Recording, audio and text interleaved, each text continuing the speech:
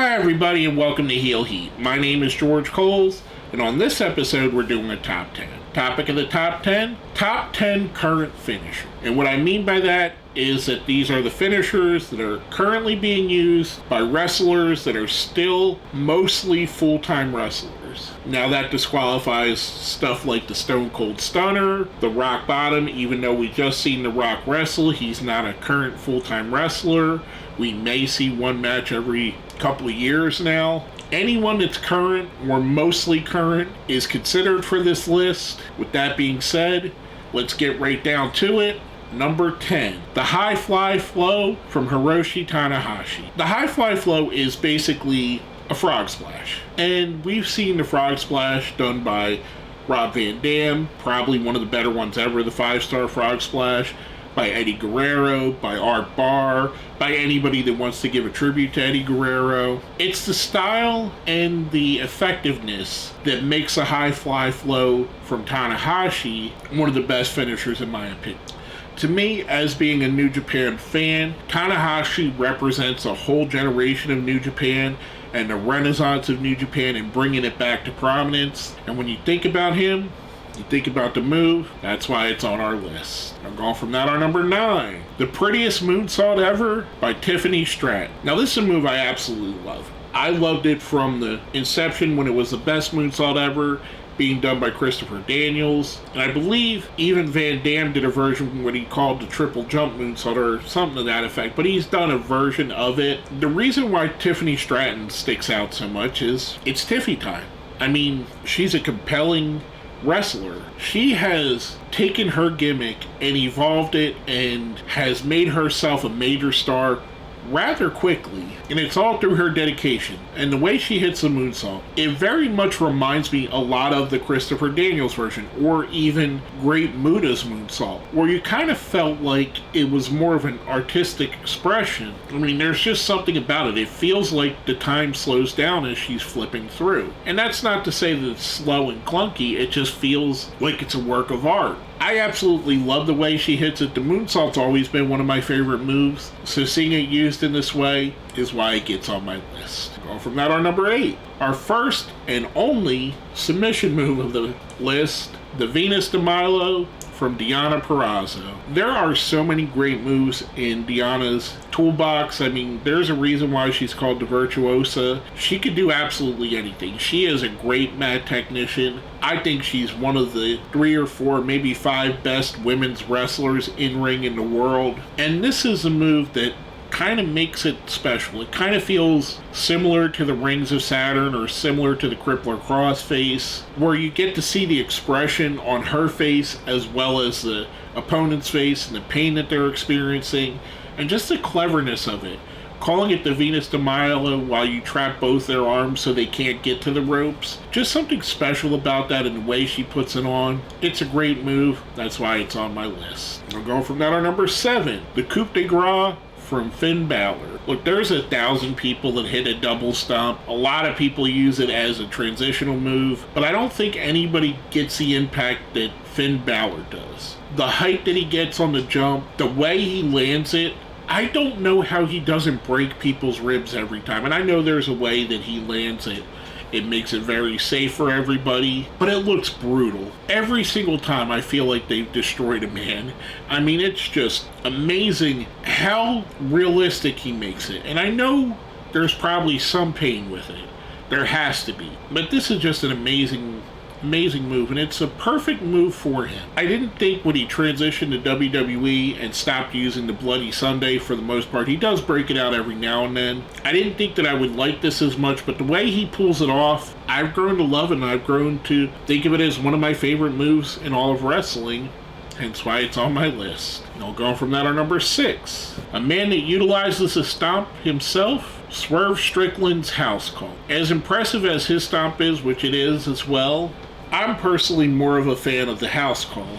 I think the way he delivers it, the suddenness of the strike, everything about that just fits him. It feels like something that his character would do. It feels like an extension of Swerve. It's violent, it's fast, It's beautiful, all at the same time. It's brought him to the top of the AEW wrestling world. I mean, when you see the house call, it goes with everything. I mean, it's absolutely perfect. I think he's one of the best wrestlers in the world right now, and I absolutely love this finisher. I'm going from that on number 5. If I didn't have a sore throat, I'd scream this right now. The Kinshasa. I am a huge fan of Shinsuke Nakamura. I think he's one of the best wrestlers of the last 20 years. I love his style. I love the way he wrestles. And it's all predicated by this one finishing move where he just flat out kicks someone in the head, the Kinshasa. Formerly known as the Bumaye, which I like as a better name. I think Bumaye is better because of the tie back to Muhammad Ali, or even in the MLW right now, the Bumaye Fight Club, which is a great faction, by the way. Whatever you call it, Bumaye, Kinshasa, it looks brutal. It ends the match every time. Well, not every time, but it gets the job done, hence why it's on my list. I'll go from that on number 4, the KOD from Bianca Belair. This is one of those moves that kind of almost gets overlooked. In a way, it's a lot like other moves that have the start off on the backbreaker. It's the way she hits it, though, and the people she can hit it on. Whether it be Piper Niven, or Nia Jax, or Naomi, or anyone else in the division, she has no problem picking you up and flipping your body over and smashing your face into the ground. This is one of those moves when it's done on a bigger person, it's an amazing feat of strength. When it's done on a smaller person, it just looks just as violent. There's a reason why every time Bianca hits this, you think the match is over, because it looks like it should end your life. I mean, it's a brutal move. I absolutely love it, hence why it's on my list. Now going from that on number 3, the Black Mass from Aleister Black. If you notice, my list is kind of a mix between high-flying moves, power moves, but you'll see there are some strikes on here. And when a striking finisher is done properly, there's nothing better in my opinion. Whether it be JBL's Clothesline from Hell, Shawn Michaels' Sweet Chin Music, the Kinshasa, Bryan Danielson's Knee Plus, or whatever he calls it now. I forget what he calls it now, but you know what I'm talking about. Moves like this always make me think they're putting effort into making it look real. Because a move like the Black Mass, if you were to get kicked like that in real life, you would be unconscious. And that's the purpose of it. It feels like something that came from the MMA world. It feels like something that came from his kickback boxing background, which obviously it did. It's a great move. I wish we got to see him use it more. Unfortunately, we don't, but it is great when he does pull it out, hence why it's on my list. Now, going from that on number 2, one of the most protected moves in the history of wrestling, the One-Winged Angel, and we're talking about Kenny Omega's version. I do know there have been other people like Hangman Page has used it, and Kenny kicked out of that, but I want to say there's only a handful of people that have kicked out of them, and it's so protected in that way, and it's everything about it just fits so perfectly. The lead up with him using the V-trigger to soften you up, him putting you on his shoulders, evolving that from another move he used to use called the Kreutz Raft, which he still uses from now and then.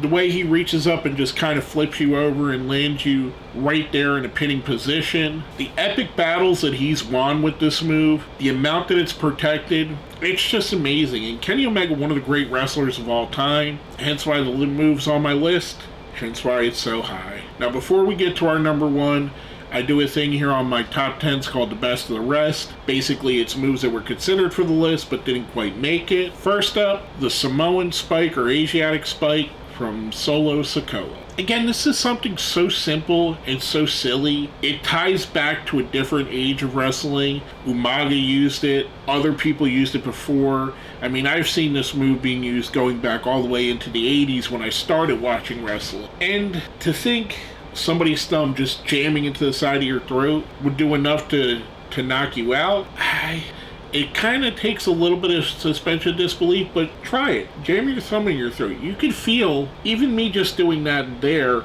with no kind of pressure, you could feel there's something there. There's a reason why it looks good. There's a reason why I think Solo does it great.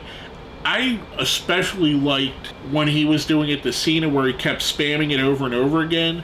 That was really great. I love the move. I think it fits him perfectly. It's a great homage to his uncle. It's a perfect move in my opinion. Now last but not least on the best of the rest, probably the silliest move on this list, and that's a Kokeshi headbutt from Tomoaki Honma. Honma is just awesome. I mean, if you're not familiar with him and you didn't see him in his prime, the best way I can put it is if you took the silliness of R-Truth and mixed it in with the serious in-ring competitiveness of someone like a Brock Lesnar, well, maybe not that level, like a Kurt Angle, a serious wrestler, or a Daniel Bryan, and then you sprinkled in a little bit of Atsushi Onita or Necro Butcher, or whoever you want to consider as a deathmatch wrestler, that's Honma in his prime. He was violent, he was goofy, he was serious, he could pull it all off, and then he had the finisher, which he just kind of puts his arm straight to his body and dives out with a headbutt. I especially love when he does it off the top rope. It looks extra special. It's just silly, but I do like it. I think it's awesome. Hence why it was considered, but didn't quite make the list. Now before I get to my number one, if you think I put a finisher too high, too low, left one off the list altogether, let me know down here in the comments.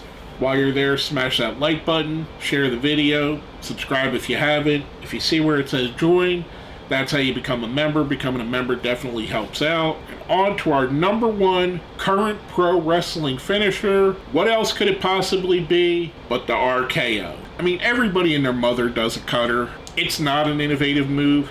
It's the way that Randy does it. It's the fact that he can hit it out of nowhere.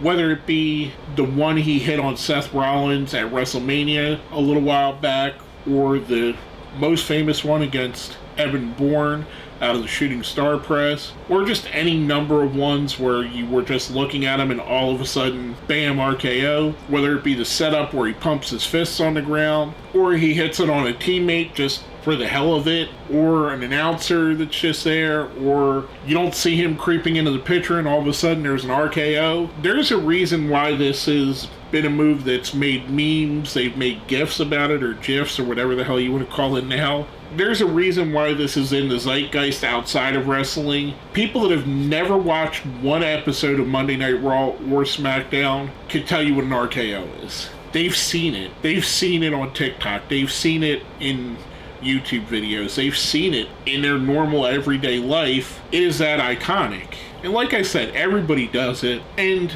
I just think the way Randy does it is a little bit better than everybody else. And that includes the Diamond Cutter, which Diamond Dallas Page did a lot of great stuff with his. I don't think he was as good as Randy is. I definitely don't think anyone else is even close to Randy. That's why it's my number one. Probably the move that every wrestling fan and most non-wrestling fans know, the RKO. Like I said, if you made it here to the end, let me know what your favorite finisher is. Hit me up down here in the comments. With all that being said, my name is George Coles, and this has been another Heel Heat Top 10.